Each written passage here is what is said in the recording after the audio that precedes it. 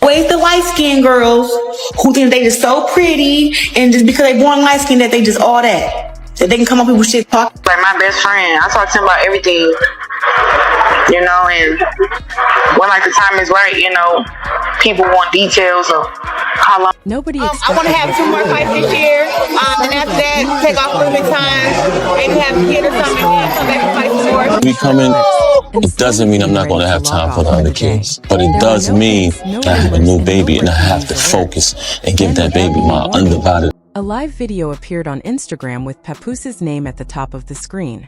At first, many thought it would be something casual, maybe a quick hello, a short update, or even a random conversation with fans. But the moment his face came into view, it was clear this was different. He didn't look relaxed or cheerful.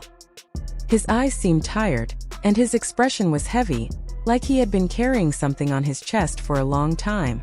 He didn't start with jokes or small talk. He didn't thank people for joining. He simply took a breath and said he had been silent for too long. Those few words were enough to pull people in. Within seconds, the number of viewers climbed. Screenshots were taken. Recordings began. The comment section moved so fast it looked like a wall of flashing text. Everyone could feel that something serious was about to unfold, even if they didn't yet know what it would be. Papoose spoke slowly, choosing each sentence with care. He said he believed in keeping personal matters private. He explained that he didn't want to turn pain into a show for strangers. For a long time, he felt that staying quiet was the right thing to do. But over time, that silence began to feel less like peace and more like a cage. He told viewers that what people saw online was not the same as what he experienced in real life. Photos, interviews, and public appearances painted a picture of happiness and support. Smiles on red carpets and kind words in front of cameras made everything seem perfect. But according to him, that image did not match what happened behind closed doors. As he spoke, the tone of the live changed. The comments slowed, not because people lost interest, but because many were trying to understand what they were hearing. This didn't feel like gossip or drama. It felt like someone opening a door to a part of their life they had tried hard to protect. He explained that trust doesn't usually break all at once. It weakens little by little. Small moments start to feel off.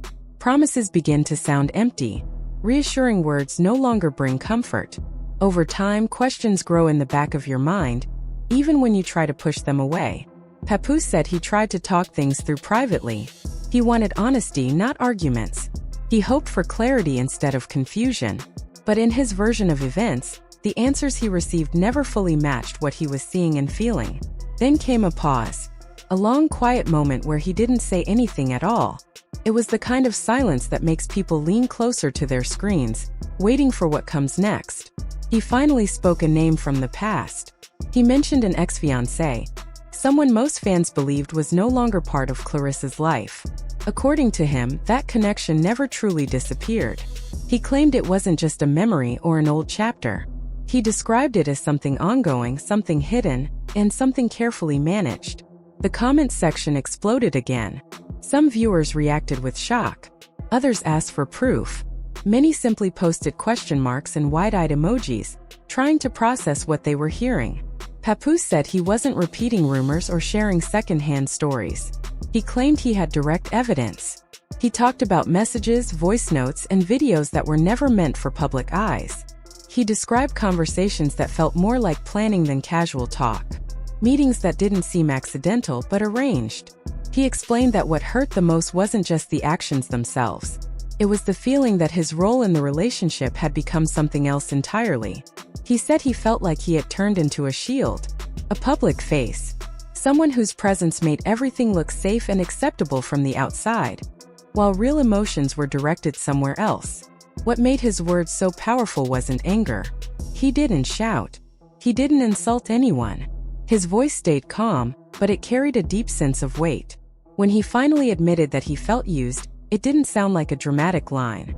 It sounded like a quiet truth that had been sitting inside him for a long time. He shared that the moment he realized things would not change wasn't loud or emotional. It was quiet. He described a point where he stopped asking questions because he already knew the answers. He stopped hoping for different outcomes. He stopped pretending everything was fine. That, he said, was when he understood that walking away wasn't about losing someone. It was about protecting himself. People watching could see that this wasn't something he decided in a single night. It felt like the result of many long days and sleepless evenings. He didn't ask for sympathy. He didn't tell viewers to take his side. He spoke as someone who had already faced the hardest part alone. Then he addressed what he knew everyone would wonder. Why go live now? Why speak after staying silent for so long? He said he felt the story was being shaped without him. He believed that his quietness was being taken as agreement or even guilt. He explained that continuing to protect someone who, in his view, had not protected him started to feel like betraying himself. When the live ended, it didn't fade out slowly. It didn't end with a goodbye. The screen simply went dark. What happened next was almost immediate.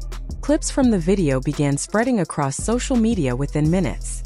People shared short parts, replayed certain sentences, and analyzed his facial expressions and pauses.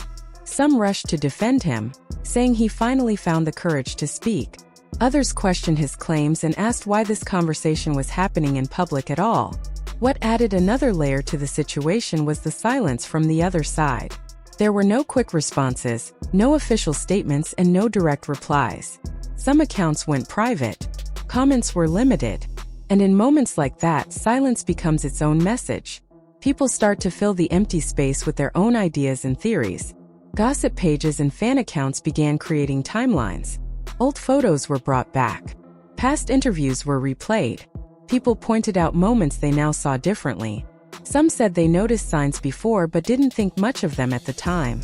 Others admitted they had defended the relationship strongly and now felt unsure. Supporters of Claressa Shields spoke up as well. They reminded everyone that hearing one side of a story doesn't mean knowing the full truth. They questioned whether it was fair to judge someone who hadn't yet shared their version. They pointed out how powerful it can be to control the conversation simply by speaking first. I mean, yeah, it's the elephant in the room. I don't have to say it.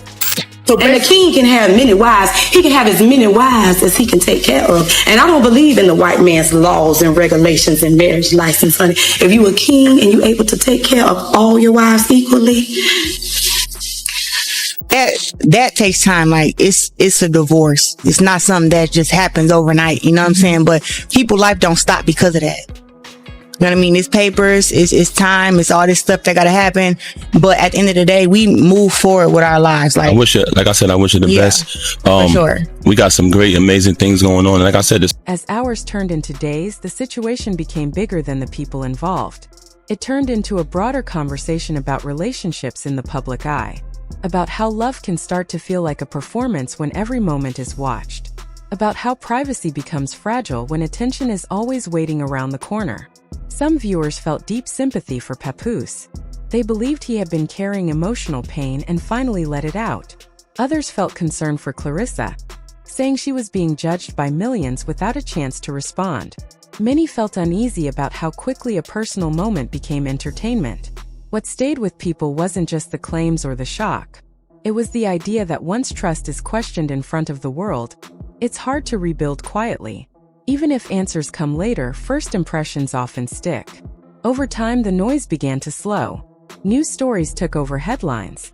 But this moment didn't disappear. It remained in the background, remembered by those who watched it unfold live. In the end, the situation stopped being only about who was right or wrong. It became a reminder of how quickly private lives can become public stories, how real people can turn into characters in a narrative shaped by strangers, and how once something deeply personal is shared online, there is no simple way to take it back. Whether the claims are proven true, challenged, or somewhere in between, the impact of that night remains. It showed how powerful a single moment on a screen can be, how silence can speak just as loudly as words, and how trust, once cracked in front of millions, does not heal in the dark. The story doesn't close neatly. It lingers in comments, in shared clips, and in memories of those who watched it live. Like many moments shaped by the internet, it waits in the background, ready to return whenever something new appears, reminding everyone that some chapters, once opened, never truly fade away.